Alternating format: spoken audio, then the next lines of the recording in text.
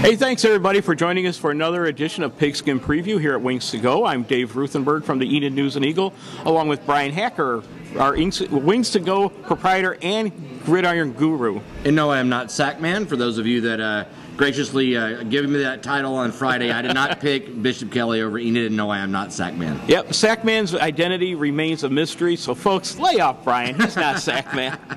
Hey, we had a lot of action this past weekend, and at the top of our list was Enid opening on the road at Tulsa Bishop Kelly and came away with a 24-7 win, a nice way to start the season against a decent 5A team. Exactly, and Enid comes out, they play good defense, they shut down that Bishop Kelly run, play action offense, really more of a one-dimensional type offense, but I tell you, Enid comes out, does a good job, and they showed why those scrimmages they played, they didn't really perform up to the coach's expectations. Right. That's why you scrimmage, is because you want to see where your team's at, and Coach did a great job of getting the team up to He really did. It was a tough game. They really got out to a quick start, 21-0. It probably should have been a bigger win. I think they wore down a little bit in the second half, but again, it was the opening game of the season, and to come up with a 17-point win is great, especially now. It doesn't get any easier. They have to take on Midwest City Friday in their home opener. They come home, and they get to play on the new turf. It's going to be a homecoming week, and they're playing the number 5 team in the state, Midwest City. Last week, Midwest City downed Del City. And Austin, the quarterback, had 2 touchdown passes. Flanders rushed for 100 yards, so they're going to be a well-dimensioned offense. They're going to be a little run, a little pass. So going away from that one dimension into a 2-dimension, that defense, and a little bit of different coaching style, a little bit speed, more speed, a little bit faster team in Midwest City. Yeah, that's going to be going from one complete extreme to another almost, and so it's going to be interesting to see how the coaches make the adjustment and the defense reacts.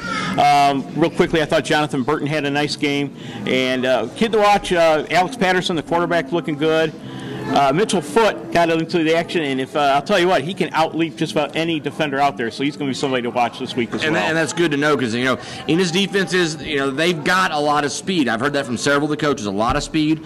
Young guys need to know their roles and assignments, and they come out this week and they practice hard. They're going to bring home a homecoming victory on that new turf. Yeah, absolutely, and that's the hope Brock Enmeyer, their big offensive lineman, is healthy and can go this week as well. Exactly. That'll really help.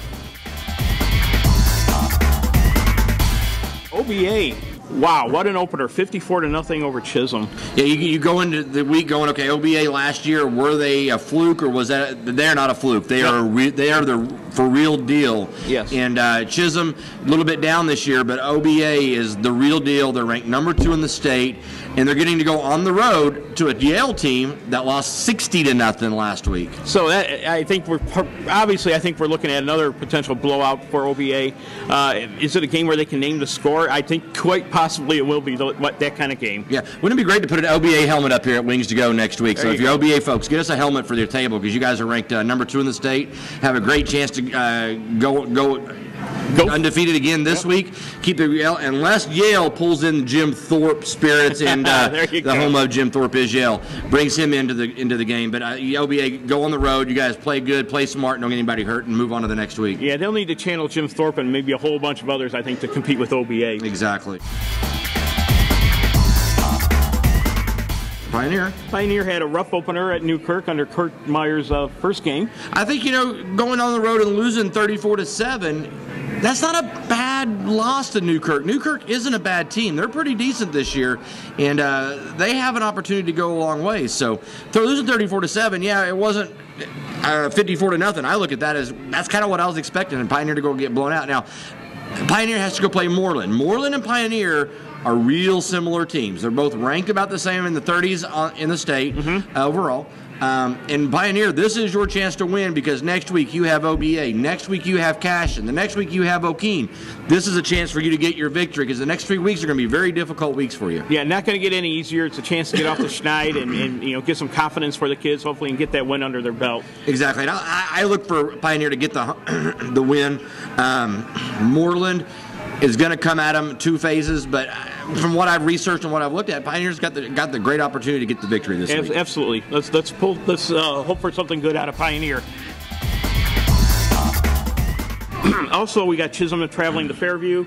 They got to get back, get on the winning side as well after that tough loss to OBA. Both teams took tough losses last week. This is two teams that didn't score a point last week, so it's going to be a good matchup. But it's not a game that we're going to spend a whole lot of time on because it's two teams that are really down this year. Yeah, they are, unfortunately. And then we got we'll throw a quick shout out to DCLA, which is traveling to Kearney, a team that lost last week 48-12. 48-12 last week. DCLA looked dominant. Number 2 in the paper this morning as we see the rankings come out. I see them as number 1 team in the state in Class C. I looked at several different places on Coach's Aid and Max Preps, OK Blitz. A lot of places have them the number 1 team in the state. Very well deserved. That team has a long way, a chance to go down to Kearney and really 45 and by halftime. I see DCLA rolling really hard this week. Yeah, it should be another win for DCLA. Hey, moving on into the college ranks now. Saturday was a big opener for all across the state, all across the nation. The Sooners, I think everybody expected a blowout from them, and they kind of struggled against Utah State there. They did. The Landry Jones did not show that he had really developed a whole lot from the quarterback he was last year. And the defense did a fairly decent job. I'll give him to that. They gave up, 420 yards total. That's not a great job, but the offense didn't really help him out a whole lot either. No. And Landry's going to have to develop if OU's going to have a chance this year. Yeah, I have to admit, I really wasn't sold on Landry Jones last season, and I'm not yet. Now they travel to Florida State, who's number 20 in the nation, who it's hard to tell how good they are. They played Samford and beat them 59-6. They beat 59-6. OU playing at home is a huge deal. OU doesn't lose at home very often. Florida State, Chris Ponder's been around. He's a great quarterback. Yep. He's going to come in. They got a new coach, but he's been the old coach. He's kind of been behind the scenes coaching for Florida State. The difference between Florida State and Utah State is what I'm seeing is speed. Speed. And Landry Jones is going to have to make good, fast, hard decisions, or he's not going to be playing the second half. OU will be switching quarterbacks. DeMarco Murray, he's going to have to really step up and lead that team I agree. On Saturday. It's going to be really tough for them to do otherwise. I'll tell you what I see, though. Yeah. 9-point favorite. Vegas has OU winning by 9. They know something we don't. So. Something is there that we don't know about. So OU fans feel comfortable in feeling that Vegas likes you. So that's a good point. Yeah. So this week will tell us a lot more about both teams, Oklahoma and Florida State, than the opening week. I think. 2:30 kickoff at Wings to Go. Some great specials. There you go.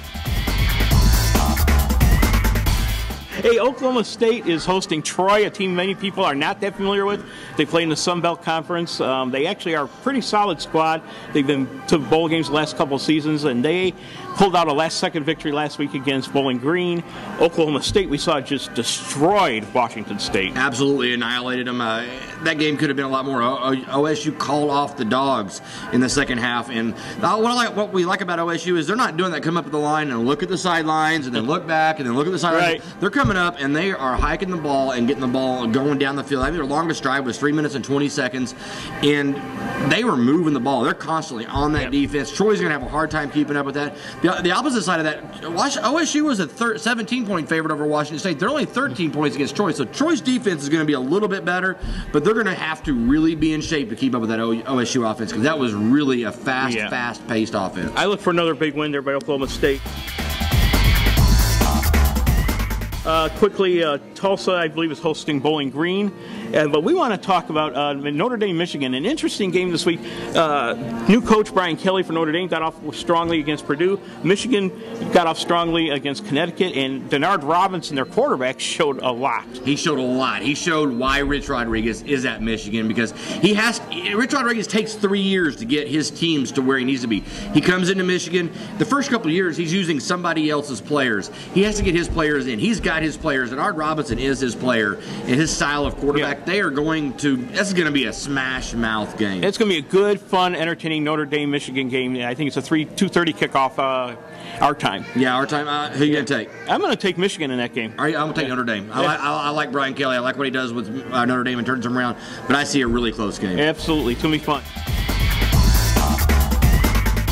Real quickly, I want to just mention, hey, the NFL starts. We got Sam Bradford going to get the starting call for the Rams. Yeah, Sam Bradford coming out, and he's got a great wide receiver. Rams picked up a great pick, Mark Clayton, yesterday. So, great opportunity for the Rams to come out and have a great opportunity. We've got Des Bryant down at Dallas playing for the Cowboys. Hopefully, he's able to come back from his injury. Great specials at Wings to Go. Free Wi-Fi for fantasy tracking. You can get see all the action here at Wings to Go, and then read all about the preview and the results in the Eden News and Eagle. Thanks everyone for joining us, and we'll look forward to talking to you and seeing you again next week.